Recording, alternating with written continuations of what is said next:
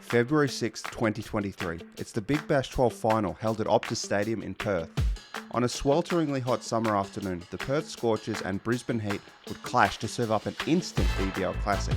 Perth was set a total of 176 to win, and the Scorchers chase got off to a very bad start with some terrible running between the wickets.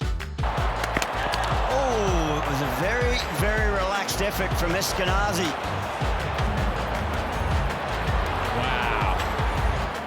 Soon one wicket became three, and Perth were in the midst of a batting collapse.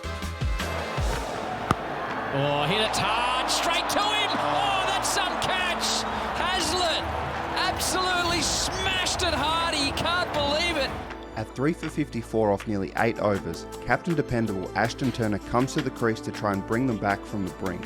Along with Josh Inglis, they put on an 80-run partnership that kept the Scorchers within touching distance. Until this happened. Sliced away, is this the moment for the Heat? It is! And this 2 balls later. Calls 2. I don't think so. Disaster! Absolute disaster! I don't think Turner got past his man. No, I don't think he did. It was Johnson with a rocket arm. I think Turner is gone. They'll go upstairs. But it is a massive mix-up in the middle. Massive mix-up. It was always on the back foot, Hobson, just due by virtue of the stroke he played. With Scorchers fans in disarray and their Heat feeling the title within their grasp, in comes Cooper Connolly, a 19-year-old who had only ever played 3 other BBL matches before the final. With the weight of an entire state on his shoulders and 38 runs off 18 balls needed to win, Cooper had the chance to write his name into Scorchers history. And well, just look what happened next. What can young Connolly do? Pumps it straight down the ground. That's what Cooper can do. Toyota 6. What an entrance by the young man on the biggest of stages. Does Connolly go again? He certainly does this time for a mid-wicket. He's gone 6, he's gone 2, he's gone 4. They've been dots in the book. Oh, tie! I think it's got the legs. He's hit a second 6 in the over. Oh, Connolly's got the crowd in raptures. Together with Nick Hobson and a little help from the cricket gods, Cooper Connolly and the Perth Scorchers clinched their second consecutive BBL title in 3 years. It capped off a season's worth of hard work and years of preparation to get to this point. In the BBL's 12-year history, no team has been in more finals and won more titles than the Scorchers. But there's more than meets the eye when it comes to these achievements, and in this video, we will dive deeper into uncovering what makes the Scorchers in 2023 such a successful team. With all the right pieces in place, it got me thinking, are the Perth Scorchers the Big Bash's first ever dynasty? Let's find out. Perth Scorchers, a team built from within. The Perth Scorchers are a direct product of the successful Western Australian state cricket system. The Scorchers titles of 2021-22 and 2022-23 coincide with West Australia breaking its 23-year Sheffield Shield drought in 2021-22 and winning the domestic Marsh One Day Cup in 3 of the last 5 years. This is WA's squad list for the 2022-23 season for both Sheffield Shield and Marsh One Day Cup. And when we compare this list to the Scorchers list, we see there's a significant overlap. It means that these teams have a strong bond and connection with playing with each other across multiple formats. 6 of the current Scorchers squad have been there for at least 8 seasons. 4 more have been there for at least 6. It is evident that players are brought into the squad at a young age and allowed to develop over time.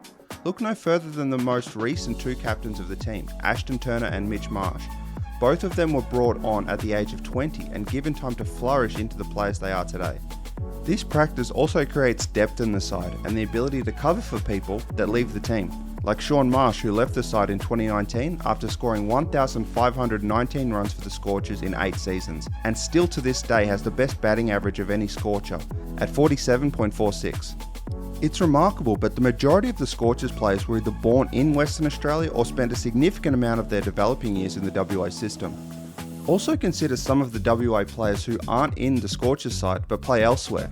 Marcus Stoinis, Josh Philippe, Darcy Short, Hilton Cartwright, and the aforementioned Shaun Marsh. They've all played for Australia at some point, and some even in the IPL as well. Not to mention Cameron Green, who is a part of the Scorchers squad, but spends most of his time now with the national side. But you can have all the resources in the world. If they aren't used properly, then it will be all for nothing.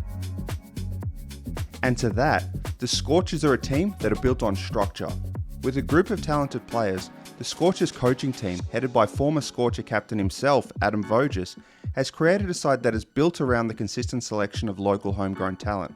The longevity and commitment of management to stick with local players and for those players to return the favour and stay with the Scorchers has created this winning formula. Their bowling lineup is often 3 pacers and a spinner, or 4 pacers outright, and each of the pace bowlers have a different set of skills that complement each other. Jai Richardson provides a fast swinging option with the right hand, while Behrendorff provides similar with the left, and AJ Tye is effective in those crucial middle and final overs.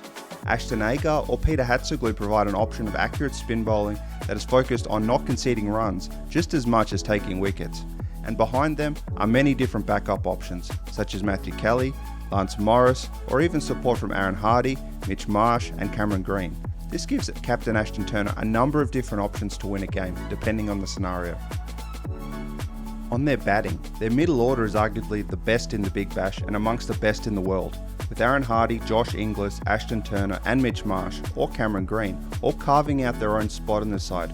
Note that with their experiences across formats, they are able to switch gears and go from T20 style big hitting to a more considered pace, accumulating runs as the match dictates. Therefore, whereas foreign players in T20 franchise cricket are often brought in and relied upon to carry a team to a certain extent, in the Scorchers, the role of overseas players is to fill specific needs within the side that can't be readily filled by a local player.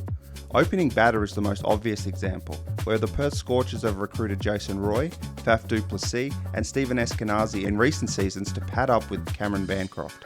In the background of all of this, local up-and-coming players like Cooper Connolly and Nick Hobson are able to develop within the team structure and out of the direct media spotlight.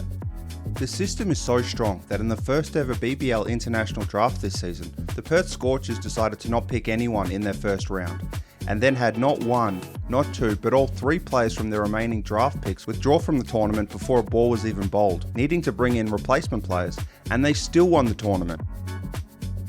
This scenario bears all the hallmarks of a high-performance culture geared towards winning titles. Players earn the right to be a part of the first 11, and if they are not up to standard, there are people just waiting for their opportunity to take their spot. Be brave is one of the Scorchers' main mantras, and the culture facilitates a mindset where the players on the field know they belong there, and instead of worrying about if they should or shouldn't do something, they just follow their instincts and live in the moment, like Cooper Connolly and Nick Hobson did in the BBL 12 final. Players take ownership of the fortunes of the club to steer it in the right direction, and just look at the results. But pushing this team more than anything are its fans. The WA community, like it does for most of its sporting teams, have adopted the Scorchers as their team. Speaking about Scorchers fans, longtime player AJ Tye said, "Having played here numerous years and having crowds of 30 to 40,000 before, they know their cricket and the big moments. They get behind us and they are our 12th, maybe even 13th man at times." Scorchers' average home game attendances are the highest in the Big Bash, with around 26,500 fans for their regular season games this season, not to mention 53,886 fans turning out for the home final. It is no doubt that this supporter base will grow even further after this year's title. But their support runs much deeper than simply supporting a winning side. In their commitment to nurturing local talent and giving them the opportunity to shine, the fans see the Scorchers as an extension of themselves, because this team is wholeheartedly a Western Australian team. The link between grassroots or lower level cricket and the highest levels are more murkier than ever before. The Perth Scorchers are an example of what can be done when a commitment to long-term success on the field takes precedence over commercial expansion and financial success off it. And that, my friends, is why the Perth Scorchers should be considered as the BBL's first dynasty. Hey guys, thanks for checking out the video. I hope you enjoyed it, and if you did, please leave a like. To see how India became a Test cricket fortress that stood for nearly 2 decades, click the video on the top right now.